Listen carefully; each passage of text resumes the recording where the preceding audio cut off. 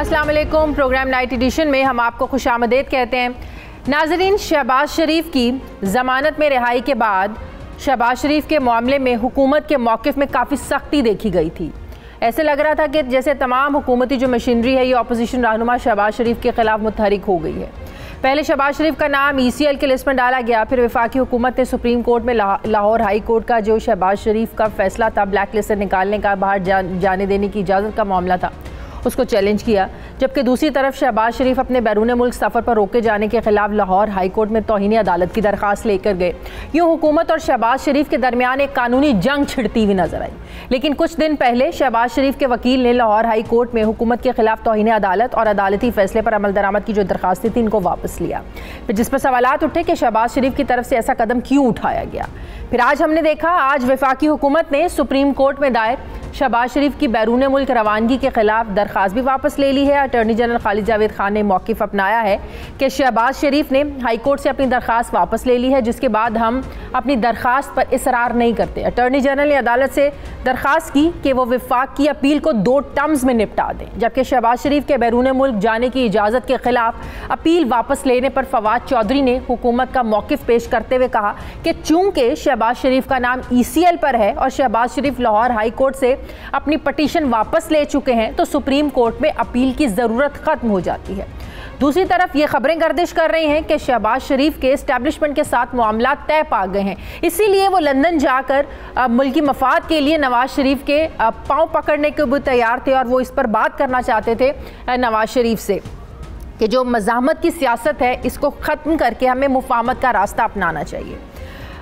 मुस्लिम league नून के रहनुमाओं का एक अहम वीडियो लिंक पर इजलास हुआ। लंदन से इस इजलास में वीडियो लिंक के ज़रिए नवाज शरीफ और इसहाक डार ने शिरकत की और शहबाज शरीफ लाहौर से वीडियो लिंक के ज़रिए इजलास में शरीक हुए। ज़राए के मुताबिक इस इजलास में इस बात पर बहस की गई कि पार्टी अपनी मज़ाहमत की पॉलिसी कायम रखे, इस पर कायम रहे या फिर इसमें कुछ लचक दिखाए और इस्टेब्लिशमेंट के साथ आइंदा इंतखाबात में ओपन ग्राउंड के लिए बातचीत करे। इस पर बहस हुई इजलास में। ज़राए के मुताबिक इजलास में परवेज़ रशीद ने शुरका को पार्टी के वोट को इज्जत दो और सियासत में इस्टेब्लिशमेंट की मदाखलत ना होने का जो बयानिया है इसकी कामयाबी याद दिलाई। उन्होंने कहा कि मुस्लिम लीग नून के इस बयानिए को तकरीबन 5 साल गुजर चुके हैं। क्या कोई मुझे बताएगा कि हमारे वोट बैंक में इजाफा हुआ है या नहीं? पंजाब और KPK में तकरीबन तमाम ज़िमनी इंतखाबात में कामयाबी इस बात का सबूत है और आज ख़ास तौर पर पंजाब में मुस्लिम लीग नून की टिकट की सबसे ज़्यादा तलब है और जो बयानिया गुज़श्ता 5 साल से कामयाब रहा है इसको तब्दील करने की ज़रूरत क्यों है? ये सवालात उठाए गए परवेज़ रशीद साहब की जानिब से। अब नाजरीन, मतलब ये हुआ कि मुस्लिम लीग नून में 2 तरह की सोच है। एक सोच है कि टकराव की सियासत ना हो जो शहबाज शरीफ साहब की सोच है, और एक सोच मरियम नवाज़ और परवेज़ रशीद की बातों से झलकती है। तो ऐसे में जो पार्टी की तकसीम है बयानिए को लेकर, मुफाहमत और मज़ाहमत को लेकर, क्या ये पार्टी को फ़ायदा देगी या नुकसान? मैं बात करूँगी, मुझे ज्वाइन कर रहे हैं पाकिस्तान पीपल्स पार्टी के सीनियर रहनुमा बैरिस्टर चौधरी एतजाज़ अहसन साहब। अस्सलाम वालेकुम, बहुत बहुत शुक्रिया चौधरी साहब आपका। चौधरी साहब, आपको भी पता है कि 7 मई को लाहौर हाई कोर्ट ने शहबाज शरीफ को 8 मई से 3 जुलाई तक इलाज की गर्ज से लंदन जाने की एक मशरूत इजाज़त दी थी। एयरपोर्ट गए, उनको बताया जी आपका नाम जो है PNI लिस्ट में है, लिहाजा आप नहीं जा सकते। फिर शहबाज शरीफ का नाम वफाकी हुकूमत ने ECL में डाला, विफाक सुप्रीम कोर्ट चला गया लाहौर हाई कोर्ट के फैसले के खिलाफ। अब हुकूमत शहबाज शरीफ की बैरून मुल्क रवानगी से मुतालिक जो उनकी दरख्वास्त थी, सुप्रीम कोर्ट में जो इजाज़त मिली थी लाहौर हाई कोर्ट से, वो जो दरख्वास्त थी अब विफाक ने वापस ले ली है। इसका क्या मतलब हुआ? नाम तो ECL में है शहबाज शरीफ साहब का, बाहर तो वो नहीं जा सकते। क्या जो दरख्वास्त थी उसका कोई मकसद नहीं रह जाता था, जिसकी बात आज फवाद चौधरी साहब ने भी की? ज़रा इसको एक्सप्लेन कीजिएगा। नहीं, मसला तो ये है, पहली बात तो ये है कि शहबाज शरीफ ने खुद ही अपनी दरख्वास्त वापस ले ली थी।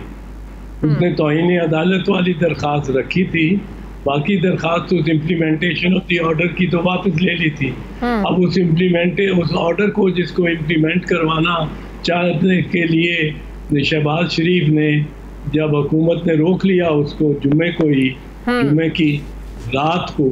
तो उसके बाद शहबाज शरीफ ने अगले हफ्ते में जब अदालत में पेश हुआ, अदालत पहुंचा तो उसने एक दरख्वास्त दी तौहीन अदालत की कि ये हाई कोर्ट ने जब ये ऑर्डर किया है तो इसने मुझे हुकूमत ने क्यों रोका है। अब वो एक दरख्वास्त देर समात थी, एक दरख्वास्त इसकी शहबाज शरीफ की थी कि उस पर अमल दरामद किया जाए उस ऑर्डर पे, वो उसने वापस ले ली। और जो तौहीन अदालत वाली थी वो उसने रहने दी। अमल दरामद वाली वापस जब ले ली तो अब हुकूमत को तो कोई फिक्र ना रहा। ऊपर से जब सुप्रीम कोर्ट में मामला गया तो सुप्रीम कोर्ट में जो बज़ाहिर मैं समझा हूँ आज की कार्रवाई से, सुप्रीम कोर्ट में एक तो बड़ी सुबकी हुई शहबाज शरीफ की और सारे शरीफ खानदान की कि जजेस ने जिस तरह पूछा कि इस तरह किसी और को ये इतनी रियायत मिली है किसी को, ऐसी कोई मिसाल कि नहीं है, उसी दिन केस लगे, उसी दिन एतराज लगाए रजिस्ट्रार, उसी दिन रजिस्ट्रार और एतराज रिमूव हो, उसी दिन फैसला हो जाए। और फैसला भी मतलब है बड़ा रियायती फैसला, कोई जमानत जामिन नहीं। तो ये मैं आपको बताऊं, मैं बार काउंसिल का मेंबर था, साबिक वजीर कानून था मुल्क का, एक मेरी हैसियत थी अदालत में, मेरे दोस्त और साथी और मेरे से जूनियर जज थे हाई कोर्टों के और सुप्रीम कोर्ट के। जब मेरी जमानत के पे रजिस्ट्रार ने एतराज लगाया तो 3 महीने उस पर फैसला ही नहीं हुआ। उस रजिस्ट्रार के एतराज पे आर्टिकल 212 एतराज लगाया। तो ये हमारे साथ तो इस तरह सलूक होता था, इनके साथ तो हैरत अंगेज हुआ।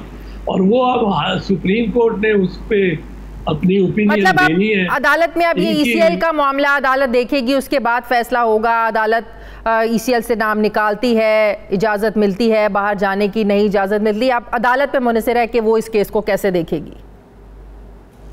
हाँ, जब तक अदालत उनको ईसीएल को उससे नहीं निकालेगी, हुकूमत तो शायद ना ही निकालना चाहे, पर जब तक अदालत नहीं निकालेगी और हुकूमत ने, जब मेरा ख्याल है जब तक नवाज शरीफ कम अज कम वापस आने का इंदिया नहीं देते या आते नहीं वापस, दूसरे भाई को तो शायद ना जाने दे जिसने जो उनका जामिन बना था 50 रुपए के स्टैम्प पेपर पे, और जमानत भी कोई नहीं थी दी।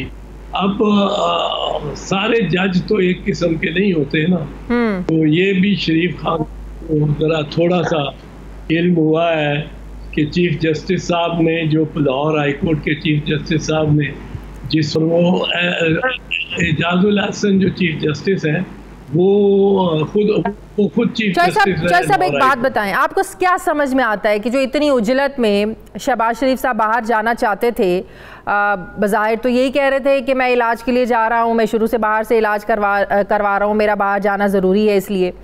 साथ ही जब उन्होंने एक इंटरव्यू में ये कहा कि मैं बाहर जाऊंगा, नवाज शरीफ से बात करूंगा, मुज़ाहमत नहीं होनी चाहिए मफाहमत की, मुल्की मफाद के लिए, इसके लिए मुझे नवाज शरीफ के पैर भी पकड़ने पड़े तो मैं पैर पकड़ूंगा। आपको क्या लगता है कि ऐसी कौन सी चीज़ मनवाने की या समझाने की कोशिश करना चाह रहे थे शहबाज शरीफ साहब के, नौबत यहाँ तक आ गई कि वो पैर भी पकड़ने के लिए तैयार थे नवाज शरीफ साहब के? शादिया, ये बड़ा दिलचस्प बयान है उनका, बहुत दिलचस्प बयान है। इनके बयान जो 3-4 आए ना, जिनमें शायद सबसे सख्त बयान मरियम ने दिया है कि वो कि मज़ामत होगी तो मफाहमत होगी। हाँ। यानी मंजिल हमारी मफाहमत ही है, मंजिल हम चाहते मफाहमत ही है, सिर्फ थोड़ा सा जोर लगाएंगे तो अगले मफाहमत पे आ जाएंगे इस्टेब्लिशमेंट वाले और जो रियासत को चलाते हैं, जो इनके मुताबिक सिलेक्टर है, वो सिलेक्टर मान जाएंगे जल्दी अगर हम मज़ामत करेंगे तो। अगर मज़ामत नहीं करेंगे तो मुफाहमत नहीं करेंगे। तो मकसद तो इनका मुफाहमत है। यही बात शायद खाकान अब्बासी ने मालिक के प्रोग्राम में कहा, जब मालिक ने पूछा कि भाई आप ये तहरीक अदम एतमाद क्यों नहीं लाते पंजाब में या वफाक में, जहांगीर तरीन भी खड़ा हुआ है, पीपल्स पार्टी और आप सब मिले हो। हाँ। और ये हो सकता है। उसने कहा हम इसलिए नहीं लाते क्योंकि होना तो तहरीके अदम एतमाद ने तो तभी कामयाब होना है जब सिलेक्टर्स चाहेंगे कि कामयाब हो, यानी हम उसी वक्त लाएंगे जब इजाज़त देंगे लाने की। अब आप तीसरा बयान लें नवाब शहबाज शरीफ का, सही ये कह रहा है गवर्नमेंट को भी और सिलेक्टर्स को भी कि मुझे खुदा के वास्ते जाने दो और मैं अपने भाई के पांव पकड़ के मुफाहमत करा दूंगा, आपके साथ मुफाहमत करा दूंगा। किनके साथ मुफाहमत? वो सिलेक्टर्स के साथ। तो ये तो मुफाहमत को तरस रहे हैं। जो भी बात करता है वो कहता है ये काम इसलिए करना है कि मुफाहमत हो, ये इसलिए करना है कि मुफाहमत हो। तहरीक अदम एतमाद हम नहीं लाते क्योंकि मुफाहमत नहीं हुई। लेकिन जैसे आप इस बात से इत्तेफाक करते हैं जो बात शाहिद खाकान अब्बासी ने भी की कि अगर तहरीक अदम एतमाद जिनकी मर्जी से कामयाब होनी है, जब तक वो नहीं राजी होंगे तो ये कामयाब नहीं हो सकती। वो सेलेक्टर्स की तरफ इशारा कर रहे थे। आप लोग इस बात से इत्तेफाक करते हैं क्योंकि आप लोग तो ऑलरेडी कह चुके हैं कि विफाक में भी तहरीक अदम एतमाद लेके आए, आप लोग पंजाब में भी तहरीक अदम एतमाद लेके आए, जबकि मुस्लिम लीग नून और बाकी पीडीएम की जमातें इस बात पर अड़ी रही नहीं जी नंबर्स पूरे हैं सामने लेके आए, आप इस्तीफे दें। आप इस बात से एग्री करते हैं कि जब तक वाकई सेलेक्टर्स की मर्जी नहीं होगी, बकौल शाहिद खाकान अब्बासी के, तहरीक अदम एतमाद कामयाब नहीं हो सकती? मैं तो हरगिज़ इस बात को नहीं मानता। अगर हम अपने ही पर काट के बैठ जाएं तो हमारी मर्जी है, वरना ये कहना कि ये तो मेरा ख्याल है इंतहाई नदामत की बात है ये कहना कि जब तक सिलेक्टर नहीं मानते हम मूव नहीं करेंगे नो कॉन्फिडेंस मोशन। तो फिर तो आप सिलेक्टर, आप भी सिलेक्टेड हो गए, आपने भी सिलेक्ट होने के लिए कोई तरजीह दी है। आपके पास MNA है, ना नून लीग के MNA नवाज शरीफ को छोड़ने को तैयार है मेरी निगाह में, ना चेयरमैन बिलावल भुट्टो के MNA और पार्टी के लोग उसको छोड़ने को तैयार हैं। मैं आपको खुद ये बता सकता हूँ कोई छोड़ने को तैयार नहीं है।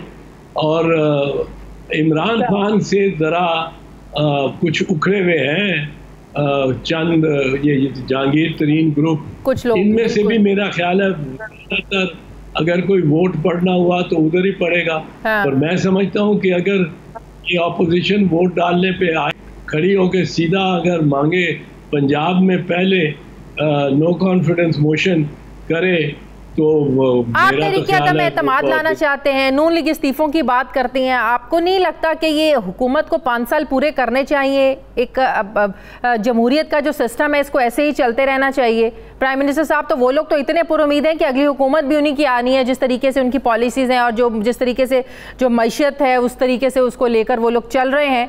तो आपको नहीं लगता कि ये जमहूरियत का सिस्टम ऐसे ही चलते रहना चाहिए, जो पार्टी आई है वो अपनी मुद्दत पूरी करे? नहीं, मैं तो कहता हूँ बेशक करे।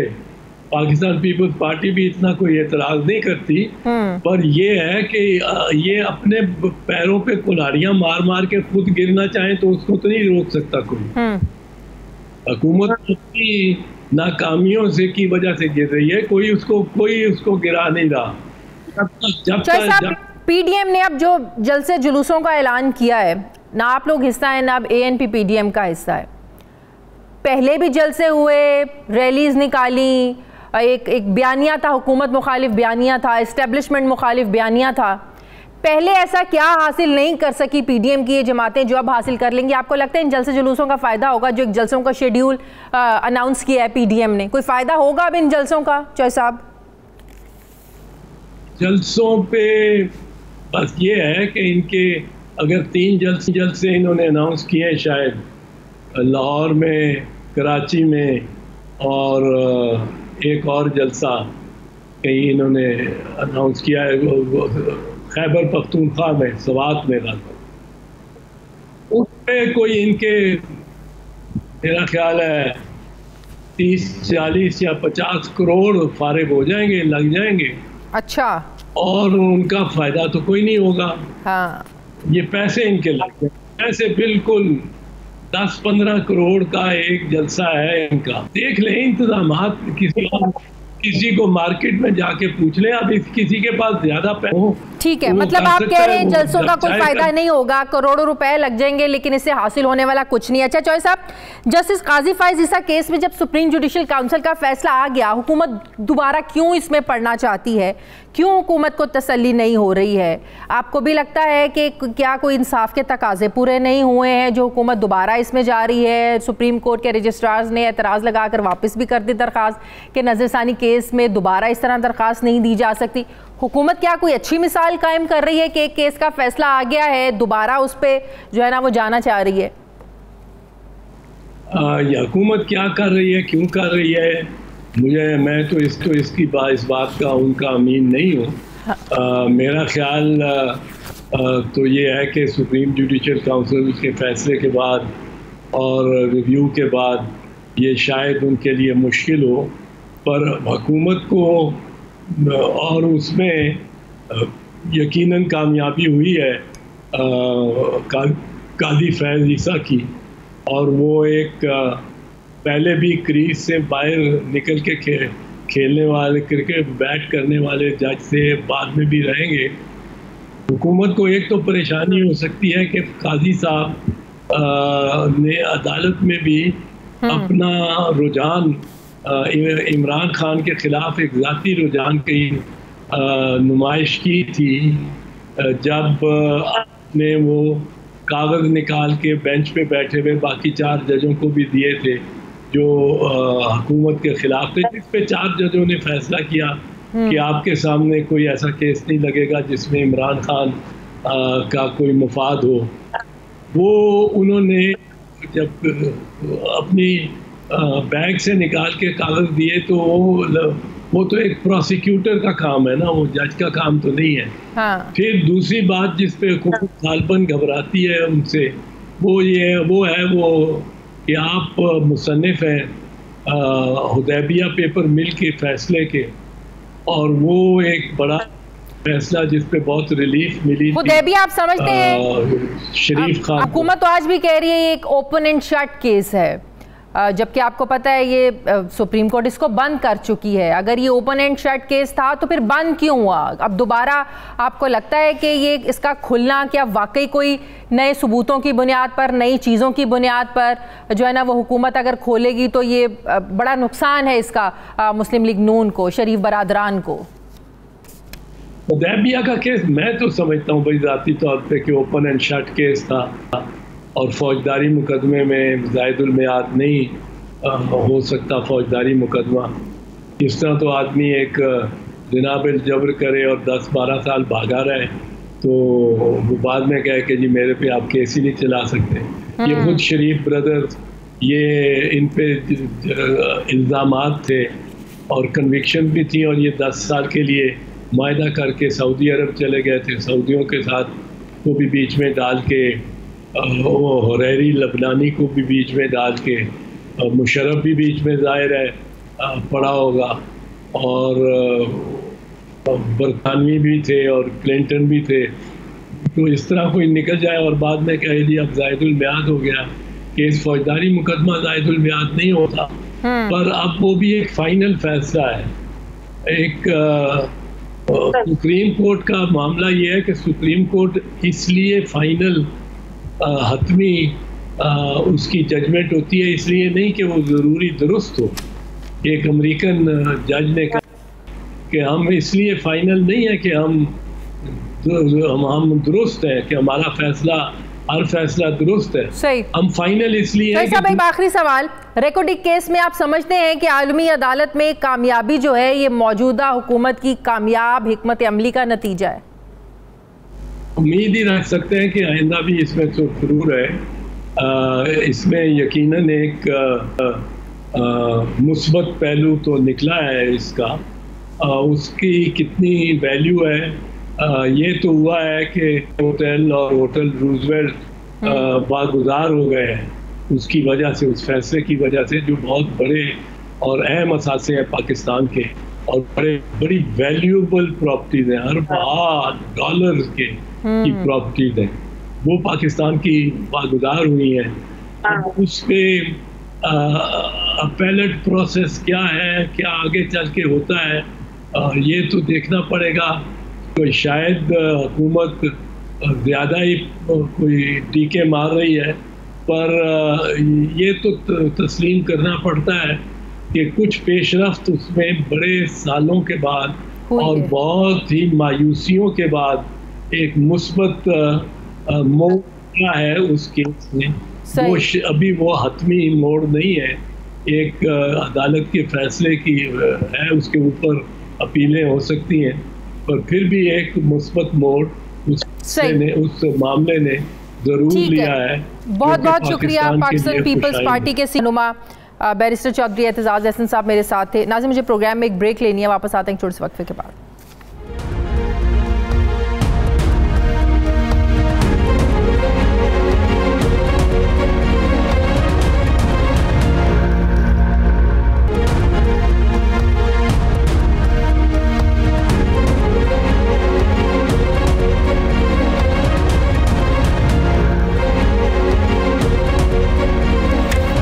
ब्रेक के बाद एक बार फिर से आपको खुशामदीद कहते हैं। नाजरीन, तहरीक इंसाफ ने हमेशा मेरिट की बात की है, इंसाफ की बात की है, लेकिन जब बात आती है अपनी पार्टी के अंदर मेरिट की और इंसाफ की, तो तहरीक इंसाफ पर उनकी अपनी ही पार्टी के लोग ये इल्ज़ाम लगाते हैं कि तहरीक इंसाफ ने अपने पुराने वर्कर्स और नज़रियाती कारकुनान को हमेशा नज़रअंदाज किया है। आज तक उस्मान बुज़दार पर यह तनकीद हो रही है कि 2018 के इलेक्शन से 6 महीने पहले पार्टी में शामिल हुए और आज वज़ीर आला बने बैठे हैं, तो कहाँ गया पार्टी का मेरिट, कहाँ गया इंसाफ? अब जब आज़ाद कश्मीर के इलेक्शंस में टिकट्स बांटने का मामला आया है सामने, तो इस पर भी सवालात उठ रहे हैं, जिसमें ये सवालात उठाए जा रहे हैं कि पीटीआई के में जो टिकटों की तकसीम हो रही है ये मेरिट पर नहीं हो रही बल्कि पैसे लेकर हो रही है। ये इंकशाफ कर रहे हैं पीटीआई के लिए दरखास्त देने वाले 9 उम्मीदवारों ने एक प्रेस कॉन्फ्रेंस में ये इंकशाफ किया है कि नून लीग छोड़कर आने वाले 2 अफराद को चंद घंटों में टिकट जारी किए गए और पीटीआई आज़ाद कश्मीर अपने वर्कर्स और पार्टी के जो सीनियर ओहदेदारान हैं इनको नज़रअंदाज किया। सीनियर नायब सदर राहिला खान ये कहती है कि पूंछ में 5 महीने पहले एक सरमायादार नून लीग से पीटीआई में शामिल हुआ, इसे टिकट क्यों मिला? वो कहती हैं कि हम साल से पीटीआई में के लिए काम कर रहे हैं, जद्दोजहद करते रहे हैं, इसका क्या नतीजा है? यहाँ मेरिट की पामाली हो रही है। इमरान खान इससे बेखबर है। इमरान खान ने तो कश्मीरियों का सफ़ीर बनने का वादा किया था, लेकिन अब ये सब कुछ क्या हो रहा है? अब नाजरीन, ये कोई पहली बार पीटीआई पर इल्ज़ाम नहीं लगा। इससे पहले आपको भी याद होगा सेनेट इंतखाबात में टिकटों की तकसीम के हवाले से पीटीआई सिंध में बहुत इख्तलाफात सामने आए थे। लियाकत जतोई ने सैफुल्ला अबड़ो पर 35 करोड़ में सेनेट टिकट खरीदने का इल्ज़ाम लगाया था। तब भी वज़ीर आज़म को पार्टी के लोग बता रहे थे कि पार्टी को हाईजैक किया जा रहा है, और आज भी ये कहा जा रहा है कि पीटीआई पर सरमायादारों का कब्जा हो रहा है। इसलिए प्राइम मिनिस्टर साहब से कहा जा रहा है कि वो इस पर नोटिस लें। मैं बात करूंगी, मुझे इस पर ज्वाइन कर रहे हैं तहरीक इंसाफ के रहनुमा हैं, मुआविन खुसूसी हैं वज़ीर आज़म के, नौजवानान के उस्मान डार साहब हैं, इसके अलावा राजा वकास नसीम साहब हैं, जिनको ये एतराज़ है कि पीटीआई में मेरिट नहीं है। टिकटों की तकसीम के हवाले से नाइंसाफ़ हो रहा है, ना मेरिट हो रहा है। नून लीग के जो छोड़े हुए लोग हैं, जिन्होंने नून लीग छोड़ी है, उनको टिकट दे रहे हैं। आप दोनों मेहमानों को अस्सलाम वालेकुम और बहुत बहुत शुक्रिया। वकास नसीम साहब, सबसे पहले मैं आपकी तरफ आना चाहूँगी, क्योंकि आप लोगों को ज़ाहिर है एतराज़ात भी हैं, तहफ़्फ़ुज़ात भी हैं, शिकायत भी हैं। ज़रा बताइएगा कि क्या मेरिट पर वाकई तहरीक इंसाफ पूरा नहीं उतर रही है? उन लोगों को टिकट नहीं दिए जा रहे जो नज़रियाती कारकुनान हैं, जो साल से जद्दोजहद कर रहे हैं, और पीटीआई का जिन्होंने अच्छे थिक एंड थिन में हर अच्छे बुरे वक्त में साथ दिया है, वो आज महरूम है टिकटों से? मैडम अस्सलाम वालेकुम, बिस्मिल्लाह रहमान रहीम। पीटीआई हमारी जमात है, इमरान खान हमारे लीडर हैं, और हमें उनसे उनसियत उस वक्त से है जब वो इन स्विंगर्स कराया करते थे क्रिकेट की इस फील्ड में। और हर कारकुन जब पार्टी के साथ लॉयल्टी के साथ, डेडिकेशन के साथ, डिवोशन के साथ रहता है, तो उसकी कोशिश ये होती है मैडम कि इलेक्शन का वक्त आए और अगर वो मेरिट पे पूरा उतरता है, जो पूरे लवाजमात हैं पूरे करता है, फील्ड में मेहनत करता है, पार्टी से लॉयल्टी दिखाता है, उसको डिफेंड करता है, तो उसको मौका दिया जाए कि वो अपने कॉन्स्टिट्यूएंट्स को रिप्रेजेंट करे। ऑब्वियसली हर हल्के से 10, 12, 15 लोग टिकट अप्लाई करते हैं। मुझे एतराज़ अपने कैंडिडेचर पे नहीं है, मैं अपने लिए माइनस करता हूँ अपने आप को मैडम, माइनस क्योंकि मैं ओहदेदार भी हूँ उस्मान भाई की तरह, मुझे भी पार्टी ने एक ओहदा दिया है। लेकिन ऑब्वियसली वर्कर्स कई दफ़ा कंप्लेन करते हैं। और जो आप कल के इंसिडेंट को बिफोर द प्रोग्राम डिस्कस कर रही थी कि हमारे लोग बनीगाला गए थे, मेरे हल्के से लोग, तो मैंने कोशिश की थी जब वज़ीर अमूर कश्मीर ने मुझे कॉल किया कि वहाँ से उनको डिफ्यूज़ किया जाए। अब एतराज़ ये है मैडम कि हम LA-15 से बिलोंग करते हैं, बाग का एक हल्का है, एंड यू वुड सिंपथाइज़ कि जब 2016 के इलेक्शन हुए थे, ये मेरी इंसिस्ट्रल सीट है, मेरे फादर का इलेक्शन में वफ़ात हो गई थी और हम लोगों ने वफ़ात के दौरान भी खान साहब वॉज़ वेरी काइंड ताज़ियत करने आए, तो हमने तीसरे दिन पार्टी के लिए वर्क किया और आज़ाद कश्मीर में 15,000 वोट्स लिए, जो दूसरे नंबर पे सबसे ज़्यादा वोट है। पार्टी प्रेसिडेंट ने 13,000 वोट लिए थे, हमसे कम लिए थे। एंड जो वर्कर्स की जो सबमिशन थी, जो कल उन्होंने जाके पार्टी ऑफिस में और खान साहब के घर के बाहर अपने कायद को कही थी, वो ये था कि हमारी डिस्ट्रिक्ट में एक ऐसी शख्सियत को हमारे हल्के में लाया जा रहा है, मेरे भाई भी हैं, दोस्त हैं, काबिल एहतराम हैं, तनवीर इलियास साहब, जो ना हमारे हल्के से बिलोंग करते हैं, ना हमारे डिस्ट्रिक्ट से बिलोंग करते हैं, ना कोई सियासी शख्सियत हैं, बल्कि एक जो एतराज़ हमारे साथियों ने किया कि उन्होंने पार्टी के टिकट के लिए इंटरव्यू भी नहीं दिया।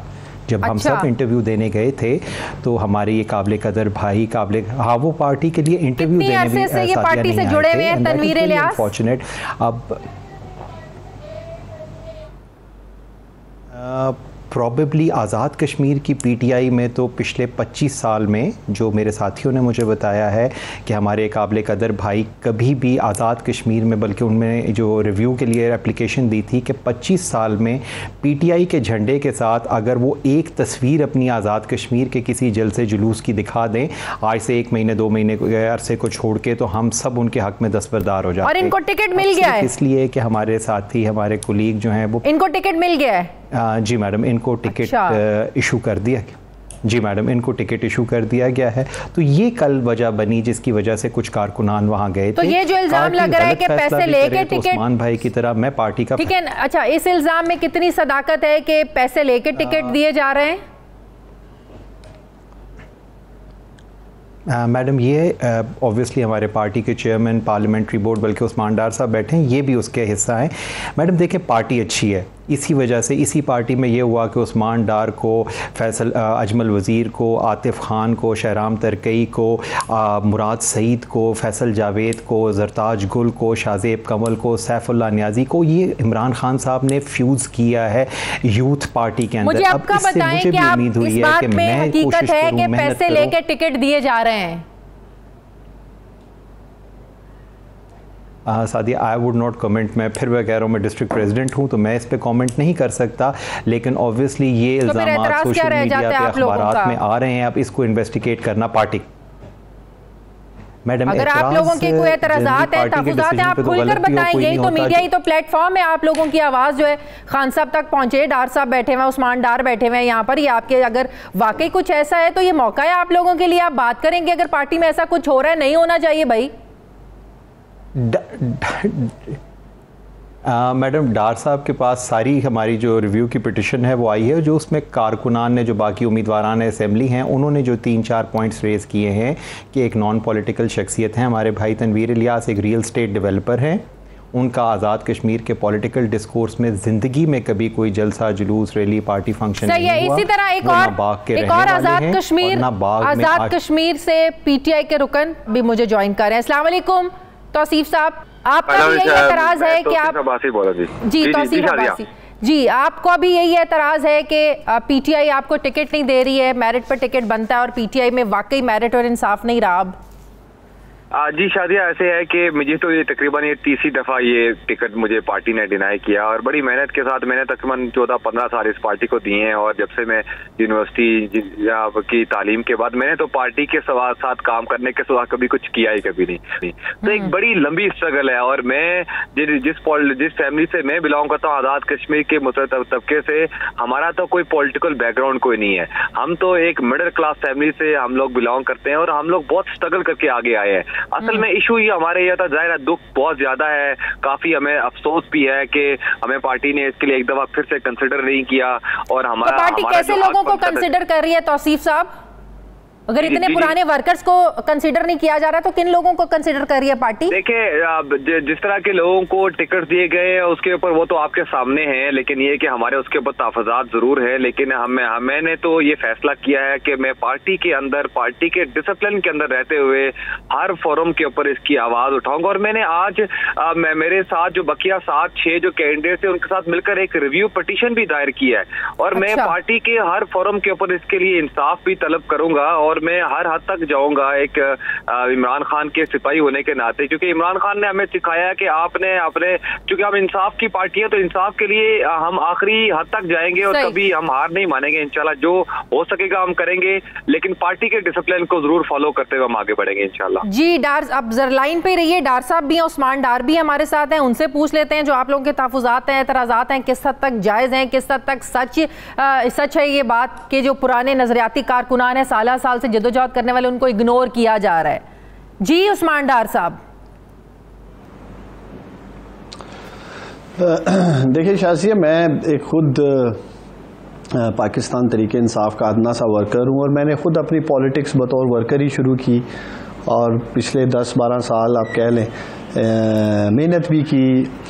लेकिन देखिए 2-3 चीज़ें हैं जो मैं आपके साथ भी शेयर करना चाहता हूँ और ये मेरे कोलीग्स जो पाकिस्तान तरीके इंसाफ से यहाँ हैं। मैं समझता हूँ पाकिस्तान तरीके इंसाफ वो वाहिद पार्टी है जो मैंने अपनी आंखों से देखा, अपने लीडर को भी देखा इमरान खान, जिसने मैक्सिमम वर्कर्स को टिकट दिए। 2013 के इलेक्शन की मैं बात कर रहा हूँ। मेरे अपने डिस्ट्रिक्ट सियालकोट में मेजॉरिटी में उन लोगों को टिकट मिले शाज़िया जिन्होंने ज़िंदगी में पहली दफ़ा इलेक्शन लड़ा। मैं खुद पहली दफ़ा मैंने ख्वाजा आसिफ के खिलाफ इलेक्शन लड़ा 2013 में एक सीनियर सियासतदान के सामने। मुझ जैसे वर्कर को प्राइम मिनिस्टर इमरान खान ने उस वक्त टिकट दिया। फिर मेरे जैसे बहुत सारे नौजवान थे हमारे डिस्ट्रिक्ट में जिनको टिकट्स मिले, फिर पंजाब में, पाकिस्तान भर में। लेकिन नतीजा क्या निकलता है शाज़िया? देखिए वर्कर्स को टिकट देना, वर्कर्स की स्ट्रगल, जैसे मैंने आपको कहा मैं खुद एक वर्कर हूं। जब तक जो लोग, जो नाजरीन मुझे सुन रहे हैं आपके प्रोग्राम से, जब तक वो अपना माइंड सेट चेंज नहीं करेंगे वोट के मामले में, जब तक वो ये नहीं देखेंगे कि पीटीआई इमरान खान एक वर्कर को टिकट दे रहा है, एक ऐसे नौजवान को टिकट दे रहा है शायद जिसके वसाइल नहीं है लेकिन उसका किरदार बिल्कुल साफ सुथरा है, ना उसके ऊपर कोई करप्शन के इल्जाम आते हैं, ना उसने कोई लूटमार की है, मुल्क की खिदमत करना चाहते हैं। जितने भी नौजवान आपके प्रोग्राम में आए हैं, कश्मीर में अब इशू ये है, अब देखिए इमरान खान साहब दे रहे हैं या उनके इल्म में नहीं है? आजाद कश्मीर के इश्यूज दे हैं। देखिए मैं आपको देखिए 2 इश्यूज हैं। इमरान खान साहब इन्होंने ठीक फरमाया, एक रिव्यू कमेटी बनी है, उस रिव्यू कमेटी का मैं खुद मेंबर हूं और इनके केसेस आएंगे रिव्यू कमेटी तक, हो सकता है कल ही आ जाएं, उस पर बहस होगी, उसमें देखा जाएगा।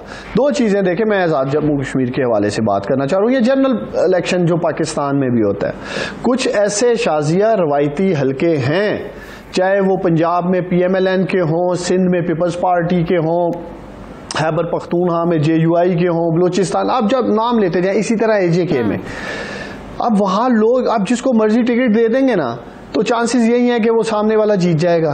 होता ये है कि आप देखते हैं, चले यार ये शख्स जो एक आया है, लेट्स से जिसकी ये बात भी कह रहे हैं, जो भी होगा अब उसके डायनामिक्स देखे होंगे। आपको याद है कि सेनेट के जब इंतखाबात हो रहे थे बलूचिस्तान से, आप लोगों ने कादर साहब को टिकट दिया था, जिसको बाद में आप लोगों ने बदल के ज़हूर आगा को जारी किया था। बड़ी आवाज उठी थी, एक प्रेशर आया था, आप लोगों ने अपना फैसला वापस लिया, तो क्या अब भी आप लोग ऐसा करेंगे? इसीलिए देखिए इसीलिए मैं आपको कह रहा हूं कि पार्लिमानी बोर्ड जब टिकट्स के फैसले कर रहा होता है वो हर चीज को मद्देनजर रखता है। देखिए कोई भी पार्टी हो, चाहे PTI है, PMLN है, पीपल्स पार्टी है, उसका पार्लिमानी बोर्ड आखिरी हद तक कोशिश यही करता है कि ऐसे शख्स को टिकट दिया जाए जो इलेक्शन जीत सकता है। लेकिन एंड ऑफ द डे हम एक पॉलिटिकल पार्टी है ना, हम NGO तो नहीं है। सामने आ रहे हैं ना, इससे तो ये पता चलता है जो टिकट देने वाले उनका होमवर्क नहीं था, उनको पता नहीं था कि किसकी पार्टी के लिए जिद्दोजहद है, कौन कितनी अरसे से पार्टी में, किसने पार्टी का झंडा कितने अरसे से उठाया हुआ है, किसने 4 दिन पहले उठाया है। देखिए मैं आपकी बात से 200% मुतफिक हूँ। ये जो नौजवान बैठे हैं, हमारे वर्कर हैं, पार्टी का हिस्सा है, जो भी जो बात कर रहे हैं, मैं इनकी बात के कोई इनको डिनाई नहीं कर रहा या मैं इनकी बात को अपोज नहीं कर रहा हूँ, लेकिन मैं आपको जो पार्लियामेंट्री बोर्ड है उसके कंधों पे भी जो जिम्मेदारी है, प्रेशर है, उन्होंने भी एंड ऑफ द डे ये देखना है कि कौन इलेक्शन जीत सकता है या करीब पहुँच सकता है या जो भी फाइट कर सकता है। फैसले गलत भी होते हैं पार्लियामेंट्री बोर्ड में। पार्लियामेंट्री बोर्ड जैसे आप फरमा रही हैं कि ग्राउंड बाज़ दफ़ा ज़मीनी हकायक उन तक नहीं उस तरह से होते, फैसला हो जाता है, बाद में टिकटें रिवर्स भी हो जाती हैं, रिव्यू में भी चली जाती हैं, रिव्यू में से वापस आ जाती हैं। मैं इन्हें यकीन दिलाता हूं कि जो भी इनके मामलात हैं, मेरे जो अभी तक सुनने में आया, कुछ टिकट्स जो हैं आजाद जम्मू कश्मीर के, जो प्राइम मिनिस्टर इमरान खान ने एक रिव्यू बोर्ड बनाया था, इसी दिन के लिए बनाया था कि मेरे जो भाई जो आपके चैनल पे बैठे हैं, इनके जो तहफ़्ज़ात हैं वो हम लोग सुन सके, बोर्ड सुन सके। इस बात को भी इन्वेस्टिगेट करने की जरूरत है, इस इल्जाम को इन्वेस्टिगेट करने की जरूरत है कि जो पैसे लेकर टिकट देने का मामला है ना, इसको इन्वेस्टिगेट करने की जरूरत है। ये सेनेट के इंतखाबात में भी इल्जामात लगे थे आप लोगों पे। देखिए, एक तो जहां तक पैसों की बात है, ज्यादातर सच पूछिए जी जी जी, मैं सिर्फ बात कंप्लीट कर लूं फिर आप बोलिएगा। देखिए, एक तो मैं इन्हें यकीन दिलाता हूं, रिव्यू कमेटी में जो भी मामलात आएंगे मेरिट पे ही देखे जाएंगे, सुने जाएंगे और पूरी कोशिश होगी उसके फैसले भी मेरिट पे ही किए जाएं। ये फिक्र इंशाल्लाह ताला ना करें।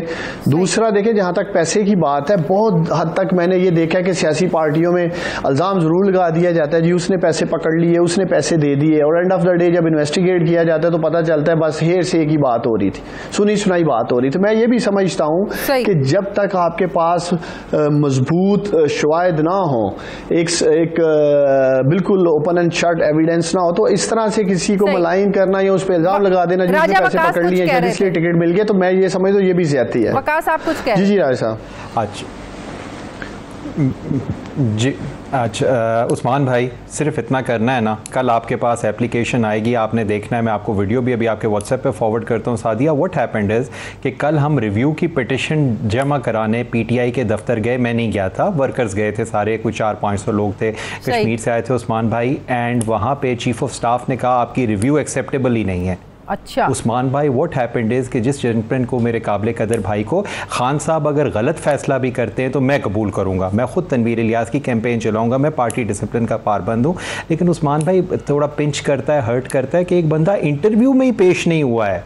This is arrogance. ये खान साहब की कॉन्स्टिट्यूशनल पार्लियामेंट्री कमेटी का इसकी तौहीन है, it is holding it in contempt कि आपके सामने वो पेश ही नहीं हुआ और टिकट लेके चला गया। Now what we do is, जब कल अली अमीन ने मुझे वहां पे फ़ोन किया कि खान साहब शहर से बाहर हैं, पीछे उनकी फैमिली है, आपने ये क्या किया है, आई वेंट टू बनीगाला, हमने 3 दिन वहाँ रहना था और अपने खान के मेरिट के मुताबिक के अपने हक के लिए डट जाओ, हमने अपने खान से मिल के जाना था, वो हमें वापस नहीं भेज सकते थे। लेकिन अली अमीन बड़ा भाई है, उसने, सैफ भाई ने, आमिर कैनी ने घर बुला के बात की, हम वहाँ से वापस आ गए। उस्मान भाई, जिस लोकेटेड के एक बंदा आपके पास हल्के में, हमने आज़ाद कश्मीर में 15,000 वोट लिया है LA 15 में, पिछले 2016 के इलेक्शन में जब PTI को टांगा पार्टी कहते थे। अब आप देखें, मेरे फादर थे जिनकी एक्स मिनिस्टर थे, उनकी वफात हुई है। अब एक बंदा जो हमारे हल्के का नहीं, डिस्ट्रिक्ट का नहीं, वहां का रहने कभी जिंदगी में बाग नहीं आया, उसको टिकट दे दिया जाएगा। जवाब ले लें अब जरा, दिस विल पिंच, जिस तरीके से भी डिफेंड करें। जी उस्मान साहब, देखिए, मैं समझता हूँ जिस तरह ये कह रहे हैं, और कुछ और टिकट्स भी हैं जो रिव्यू के लिए बोर्ड के सामने आने हैं, और इन तमाम चीज़ों को, जो इनके तहफ़्ज़ात हैं या जो भी ये आपके सामने चीज़ें रख रहे हैं, ये सुनी भी जाएंगी, देखी भी जाएंगी। लेकिन फिर मैं यही कहूँगा, देखें, पार्टियों में फ़ैसले ऐसे हो भी जाते हैं, ये कोई पहली दफ़ा नहीं होने लगा कि जम्मू कश्मीर इलेक्शन में कि ये 1-2 टिकट ऐसे दिए जा रहे हैं, जब भी जनरल इलेक्शन आते हैं किसी भी पार्टी के साथ, ये कोई, इसको आप ये तो नहीं कह सकते। तो खैर ये नहीं, देखें, ये तो मेरे भाई कह रहे हैं इंटरव्यू नहीं हुआ, मैं तो खैर उस पार्लिमानी बोर्ड का हिस्सा नहीं हूँ जिसमें इंटरव्यू होने थे फर्स्ट स्टेप के ऊपर। हो सकता है उनका इंटरव्यू हुआ हो लेकिन इनके नॉलेज में ना हो और इनको लग रहा हो कि बगैर इंटरव्यू के हो गया। मैंने आज तक जितने इंटरव्यूज़ देखे हैं, इवन मैं खुद जब मैंने अप्लाई किया, मैंने खुद जाकर अपने टिकट के लिए या मेरे साथ जो MPs थे बात की, तो ऐसा मुमकिन ही नहीं कि किसी शख्स को बगैर सुने या उसको बगैर इन्वेस्टिगेट किए टिकट्स मिल जाए। हो सकता है उसका इंटरव्यू हुआ हो, मैं इस बात को भी देख लूंगा। बस उस्मान भाई डन हो गया कि अगर उन्होंने LA 15 का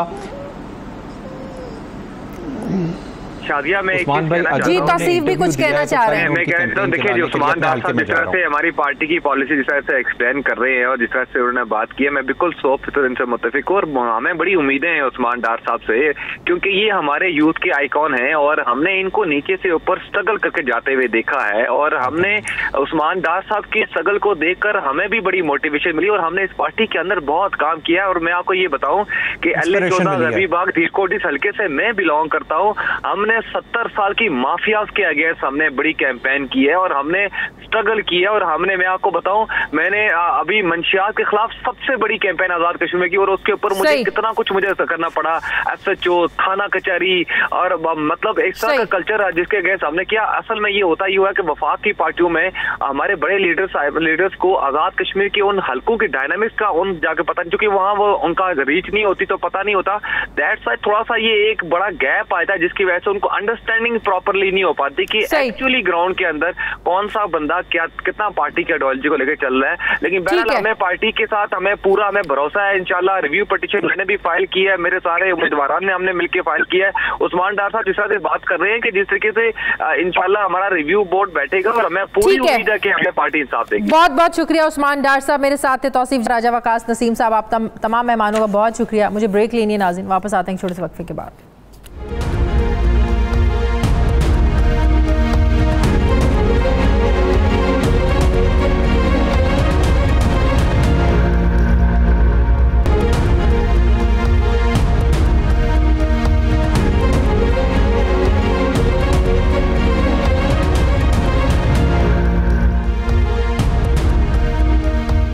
ब्रेक के बाद एक बार फिर से आपको खुशामदीद कहते हैं। नाज़रीन, हुकूमत मुल्क की मुआशी सूरत हाल पर नहायत पूरा एतमाद नज़र आती है। हुकूमत मुसलसल दावा कर रही है कि मुआशी ग्रोथ में इजाफा हो चुका है, एक्सपोर्ट्स बढ़ रहे हैं, करंट अकाउंट सरप्लस हो चुका है, रिकॉर्ड बम्पर क्रॉप हुई है, स्टॉक एक्सचेंज में रिकॉर्ड बिजनेस हो रहा है। लेकिन दूसरी तरफ अगर बात करें महंगाई की, तो हुकूमत के अपने इदारा शुमारियात की रिपोर्ट के मुताबिक मुल्क में महंगाई में इजाफा हुआ है। इदारा शुमारियात की माहाना रिपोर्ट के मुताबिक मई 2021 में महंगाई की शरह 10.87% रही है और अगर गुज़श्ता साल मई 2020 की बात करें तो उस दौरान में महंगाई की शरह 8.2% देखी गई थी। इदारा शुमारियात की हालिया रिपोर्ट के मुताबिक बुनियादी जो अशियाए ज़रूरियात हैं इनकी कीमतों में बहुत ज़्यादा इजाफा हुआ है।